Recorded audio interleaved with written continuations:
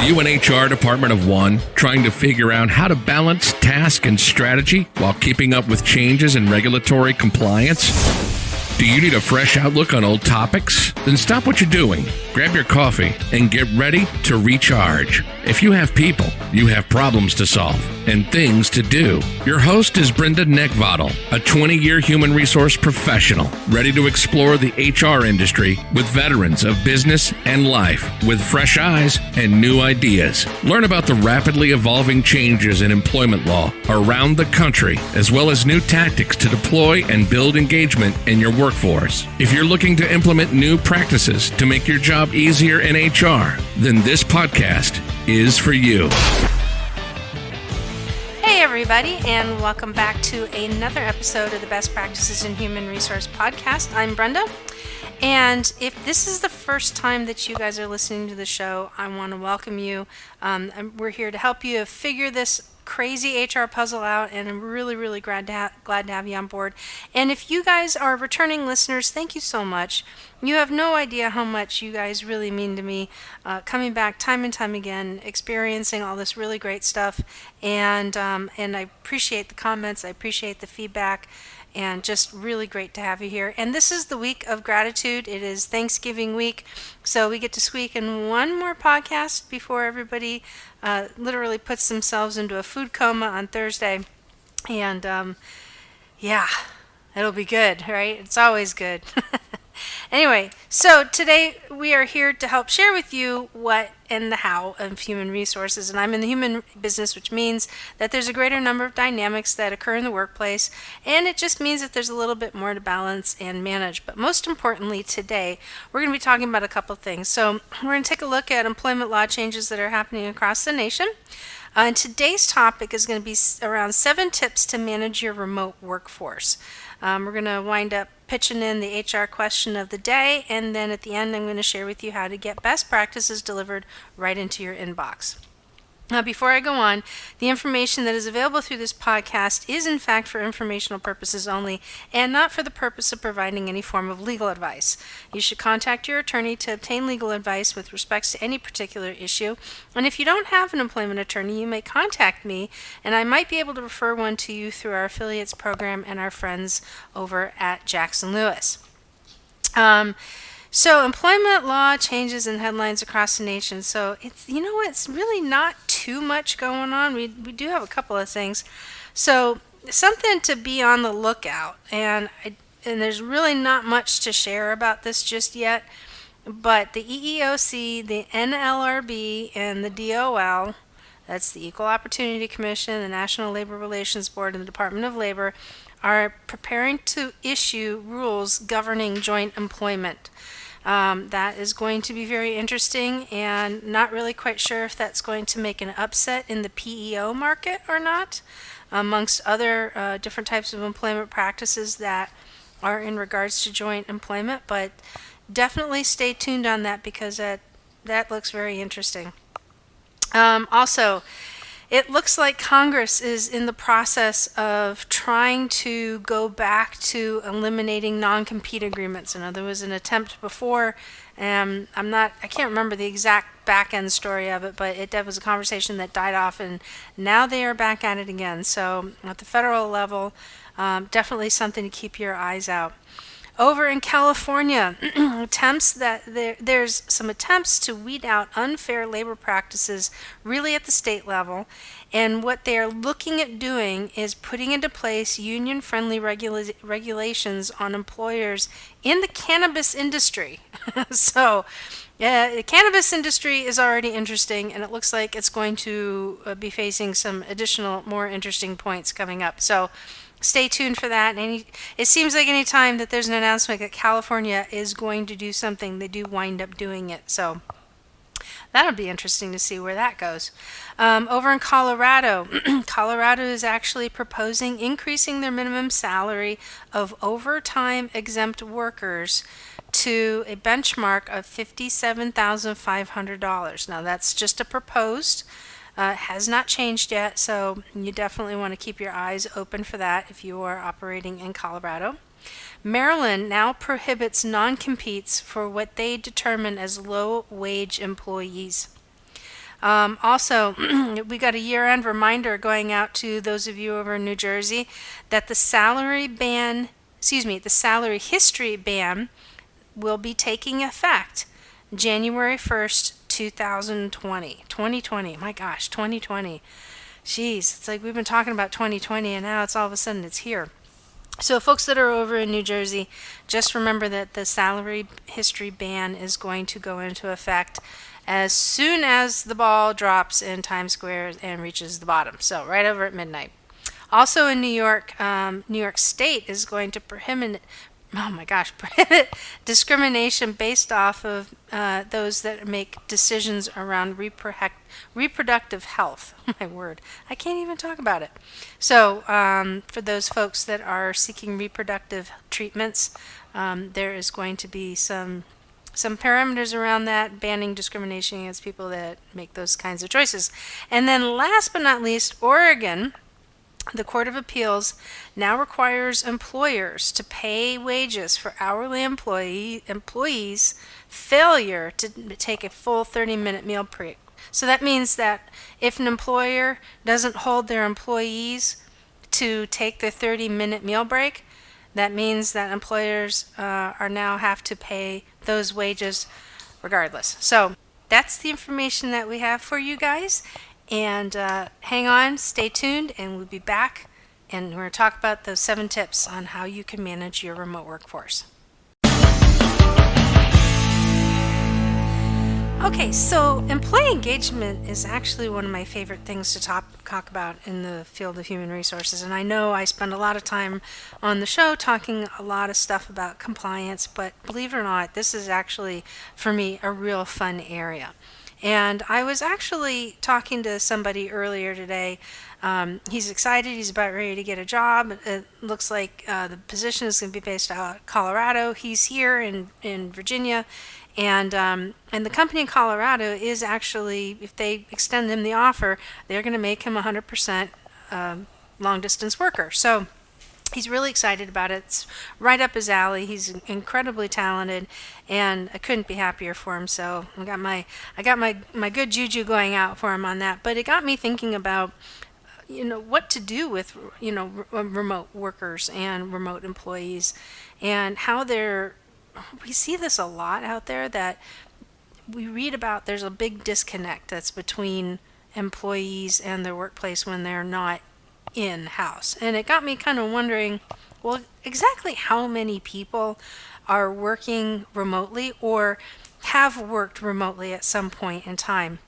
And so I did a quick research on it, and so far, just some real quick down and dirty numbers. What I found was Gallup had conducted a poll in 2016, so that was 3 years ago, and approximately 43% of the employees have worked at home at some point in time. Now, that number has only increased marginally since 2012, when approximately 39% of the workforce has worked at home at some point in time, or sometimes works at home. So it's a pretty good chunk out there that is either working consistently or is working from home somewhat, or part-time basis. Also, LinkedIn had a survey last month that 70% of the hiring managers today are offering some form of work from home opportunity. Now, anybody who's been in the HR field or is in a position where people are working remotely knows that this really is the north for our workforce, and we've been talking about it for years, so this is no surprise to anybody. However, the problem still is faced with in the workforce, and that is, how do you keep these employees feeling engaged? How do you manage them remotely? And we've got 7 tips that we're going to talk about today. So first and foremost, tip number 1, make sure that you have the ability to, or give them the ability to get questions answered easily. There is there is a wide gap that occurs when somebody is not in the office and being able to get answers quickly. And the big reason is that if we're all working in the same office, it's really simple. If you can't get an answer online, or you can't look it into whatever database, or you can't find it within an email or something like that, and you've put something out there and you haven't gotten something back, but you're on a time crunch, it's really easy to just stand up, go over and ask the specialist what it is, or pick up the phone and actually call them direct one-on-one with the extension, or even hit them up on Messenger if you have internal messaging. But when you're working remotely, and I've personally experienced this years ago, is that even in a large organization, the information that they put out, the answers are not all there. And sometimes it's really difficult to get somebody, or to get in front of somebody electronically.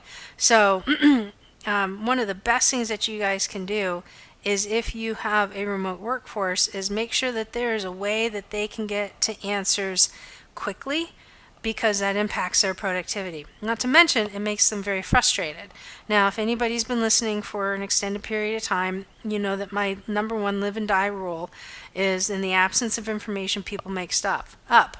And when somebody can't get what they need, there's a part of our brain that has this need to justify it. And if you don't believe me, just pay attention to any female that dates and let's listen to all of the things that they think may be going on if they don't hear from somebody. And I can also say that from experience, so I'm not overgeneralizing, but that is very much the truth. And then we do that in a lot of different areas. And just step and think about it, and just be like really, really present and aware that when people don't know the answer to something, they come up with some form of story, because it's very uncomfortable to have this belief that of anything, or really have ambiguity at any point in time. So making sure that they can get to the answers, they can get to the resources quickly, efficiently, will definitely help make them maintain that level of engagement that you need to be in. Second tip, it's okay to set standards. It's absolutely okay to set standards. And what I mean by that is that you can, it's okay to set standards on scheduling. It's okay to set standards on what you expect that they need to produce. So if there's a key performance indicator that you need them to hit, it's perfectly okay to set that standard in place. It's perfectly okay to set standards on, if you guys are having video conferences, what they should be looking like. If you guys are having a meeting and you're expecting to put things on video, make sure that they are fully aware that, hey, listen, we're going to have this meeting with this client. Make sure that you are prepared to be on camera for it. Because if you have somebody, it's very easy to work in your leggings and your comfy clothes with your hair all tied up in a bun. And you know what? That's great if nobody has to see you. But if you're going to be participating in a meeting to where you're going to have some sort of visual connectivity, make sure that you are clear of what you expect out of your employees when that happens. But here's the thing. You can set your standards, but don't micromanage them. And this is really challenging for a lot of people, because we don't take the time to build trust with our remote employees. Again, I can say that from being on the receiving end and having that. And you know what, in all fairness, some employees don't conduct themselves in a way where you feel comfortable building trust with them. So set your standards, build your trust, but don't micromanage them. And I remember an example from a long time ago. Somebody that I knew was dating a woman, and she worked remotely from home, but that company constantly micromanaged her time online. Now she was a salaried, exempt employee. She had a position in the company where she could make decisions of matters of importance, but they still sat on her, and it was ridiculous. And so just for her, and I found this to be hilarious, to even take a break, she actually tied her computer mouse to a remote control car, clicked it on, and put it in a shoebox, so that way the mouse is what triggered the activity that showed that she was still online and engaged and working. It was really sad. When I heard that, I couldn't believe it. I'm thinking, oh Lord. So the thing is that we're adults, we're grown-ups. If you set the standards, you won't you will likely not have to feel like you need to manage your employees, right? Don't monitor messengers because you really aren't going to know the difference. And not to mention micromanaging people, all it does is it builds up a lot of strife and anxiety, and it doesn't do well for you, and it does, or the employee, and it doesn't do well from the manager. It doesn't do well for you because all you're going to get is a lot of, like, well, they don't think that they're doing their job and they really have nothing to stand on. So it just gets complicated. So, but the thing is that when somebody backs away from standards, absolutely you can hold them to it. And if you don't hold them to it, then you are going to breed an environment where your employees are going to figure out how to get through the cracks quicker, because I'm sorry, employees do that. So anybody in a hierarchy structure is going to figure out where's the path of least resistance, and that is not uncommon. Okay, so tip number 3. Make sure that you schedule time regularly to do check-ins with your employee.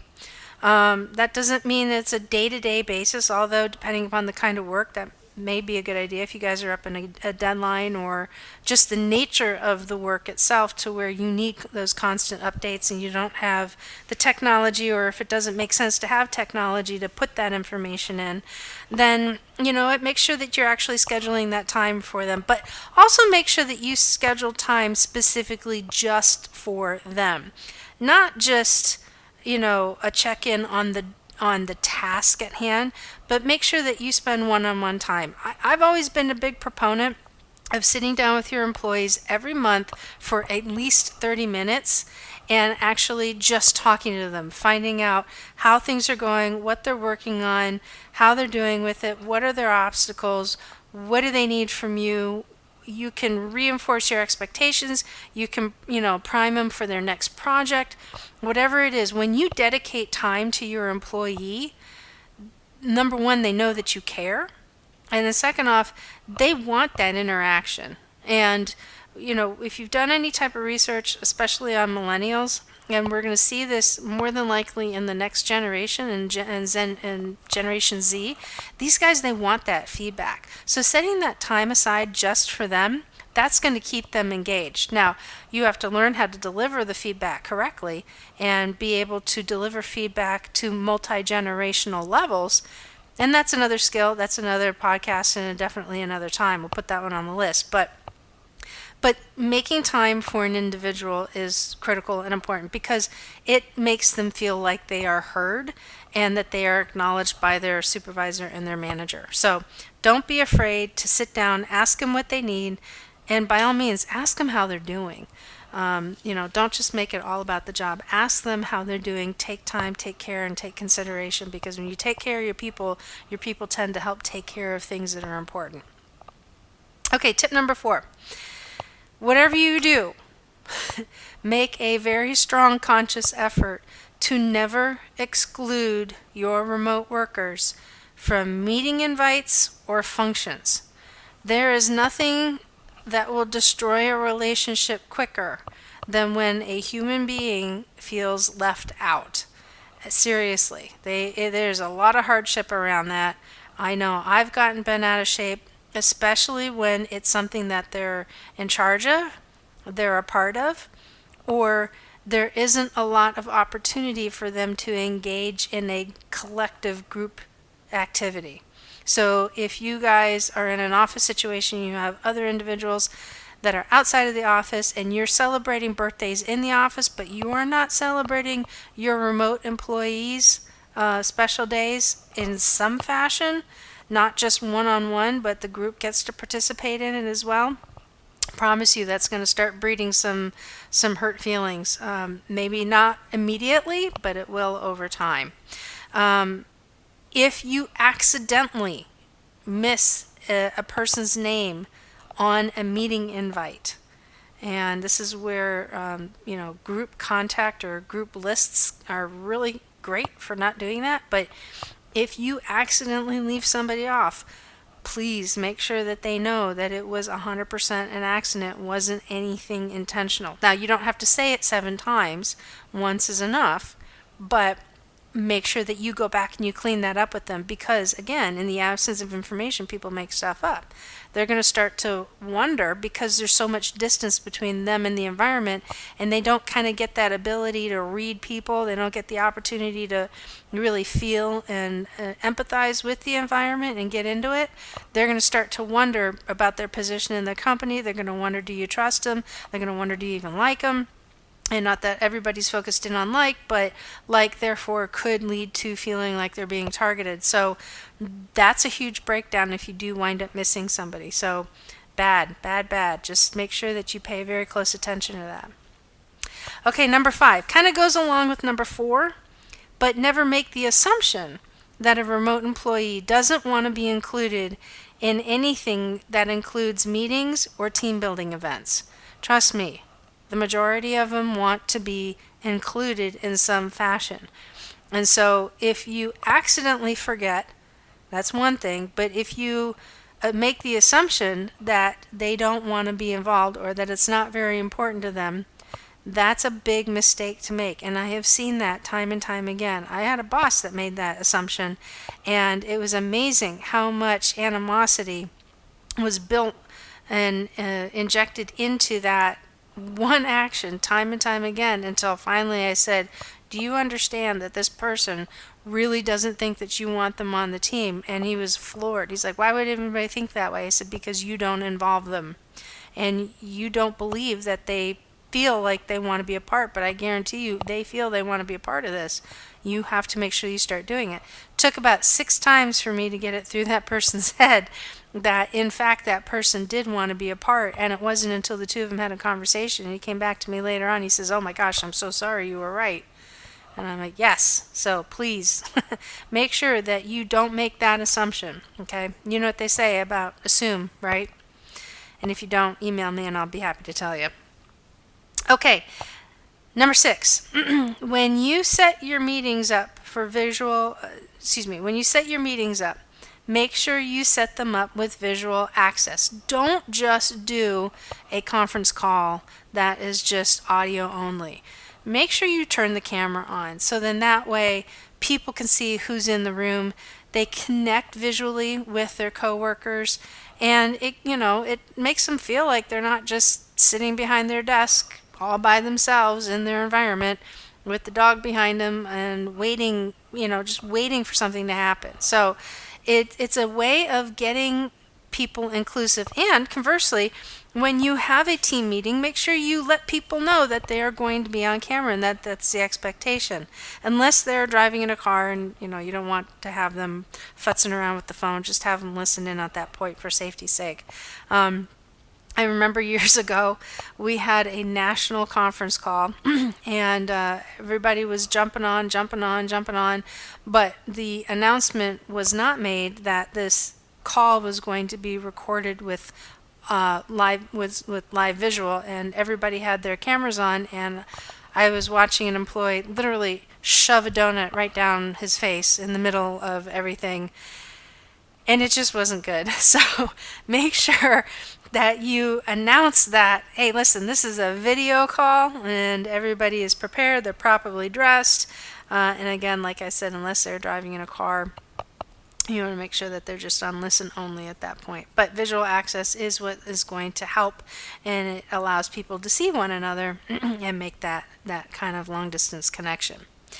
And last but not least, trust your people until they give you a reason not to. Now, I called this out a little while ago, that sometimes employees give you a reason to not trust them.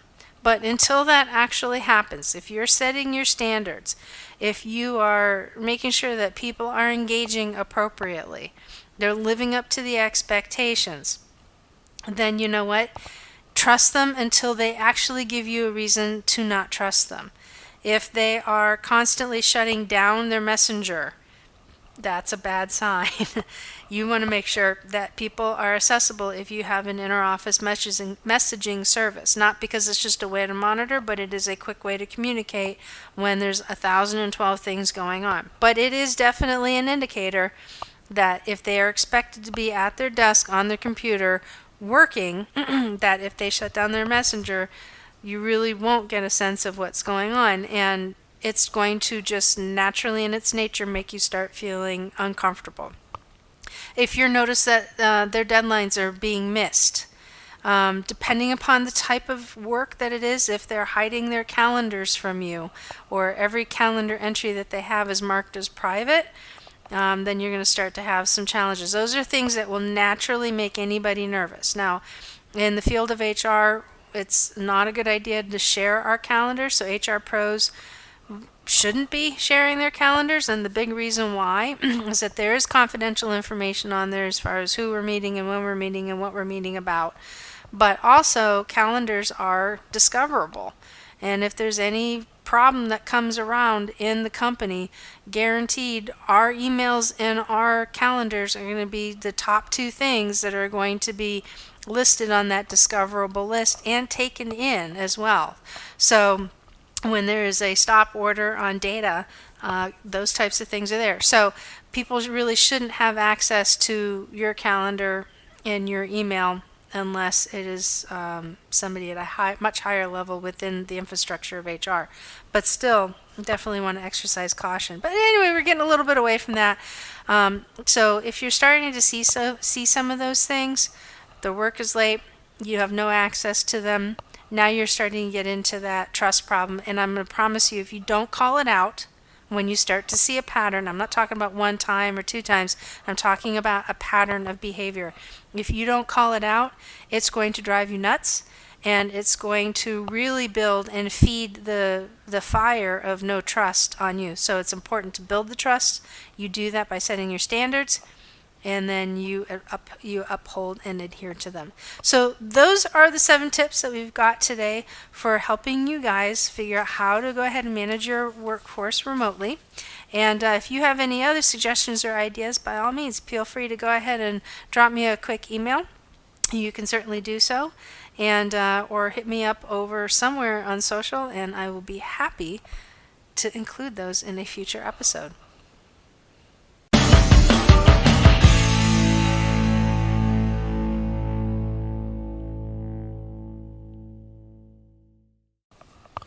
And today I want to give a shout out to Dr.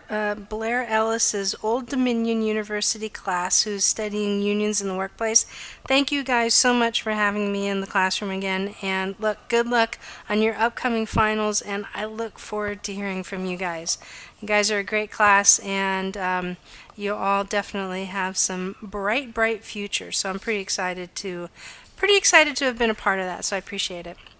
So today's HR question is actually going to be focused around kind of a pretty unique situation. And this question was actually posed by an employee, but I thought it was really good to call out. And what the question is today is, I witnessed a retail theft at work and have been called to 2 lineups already. Do I have to continue going to lineups to identify them?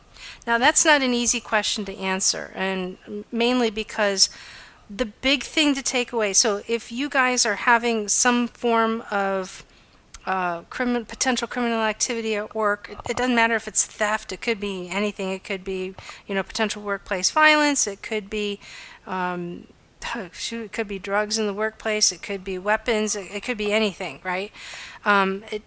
It can happen, and it's not uncommon that it does happen. And in this case, it happened, whatever was going on happened in a retail environment, which theft is, it comes with being in the store in a brick and mortar. But if your employees are ever witnessed to something, and it could even be something as simple as a car accident, once law enforcement comes into play, you no longer have control over the environment. And not complete control. So I worked in retail for 26 years, and I've done everything from small mom and pop all the way up to big box retail.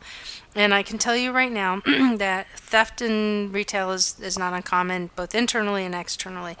But what I have learned from other scenarios and other situations as well, where we've had to get law enforcement in, you're going to be better positioned to work with law enforcement and create a functional working relationship.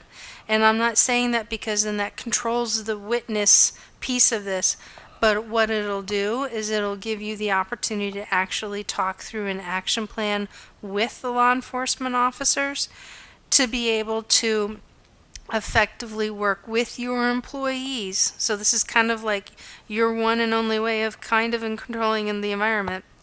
Because if your employees are being called in to testify, if they're called to, pick out witnesses, write witness statements, give some sort of testimony of some kind, you're not going to be in control. I mean, it's just the fact of the way it is. And if you're trying to get into control and you try and intercede and you try and control that flow, number one, your relationship from law enforcement is going to have a big fat void in the middle of it. And that's not a good place to be because it's going to start building a contentious relationship. And the other piece of it is that you also don't want to be in a position where law enforcement now sees you as an obstacle and they're going to take additional legal routes to get the information that they need, because they absolutely will. They'll go out and get a warrant. They may even charge you for obstruction of justice, right? And those are some pretty extreme situations, but those are the situations that ramp up pretty darn quick. So you don't want to have that. And years ago, my very first day when I was an HR sprout, we had an incident that took place. I've mentioned it before on the show, but we had an incident that took place. Thank goodness I wasn't in a position where I had to do anything about it. I was too green, too young. It wouldn't even been remotely reasonable for me to get involved. But the company had produced a list of people that they were comfortable or were working with law enforcement to get in. And what they had requested from the sheriff's office was to go ahead and provide a list of the people that they wanted to talk to. So that way the human resource team was well aware of who law enforcement was going to get in front of and who they weren't. Well, unfortunately, when I came in, I was kind of part of that shuffle, and law enforcement decided to go behind the human resources team's back and actually pull me in and give my own statement, and I wasn't included on that original list. So needless to say, HR wasn't happy about it. They certainly knew that there was nothing that they could do about it because it was an active, ongoing investigation, and the company could not be in a position to violate that or to intercede or get in the way.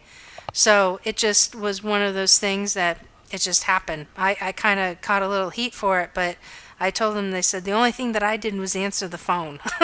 And they had me targeted before I could even say anything. But when I was there, I really didn't have very much to offer. And all that they wanted at that point was to just remove one more person off of the list of possibilities. So remember, when you have law enforcement involved, you are no longer in control. Another situation that took place where thankfully nothing really ever happened years ago, and when I was working for a big box retailer, apparently we had 3 counterfeiting rings in the area. And we had a phony $100 bill that came through that one of our managers was able to identify. Unfortunately, the cashier took it, and it wasn't until they were doing the nightly countdown and he was putting money into the safe did he actually catch the bill and figure out what it was. Anyway, it came up to me since I was in operations at the time, and I went ahead, called out to the PD department, and they said, oh, you got to talk to Secret Service, and they sent the Secret Service agent out that was responsible from that area, and he and I spent some time talking.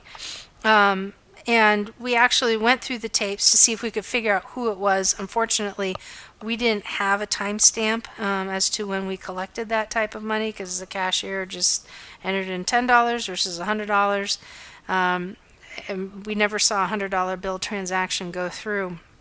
So it made it, unfortunately, a little innocuous, but the Secret Service agent actually wanted to talk to the employee. It just so happened that employee that was their last day.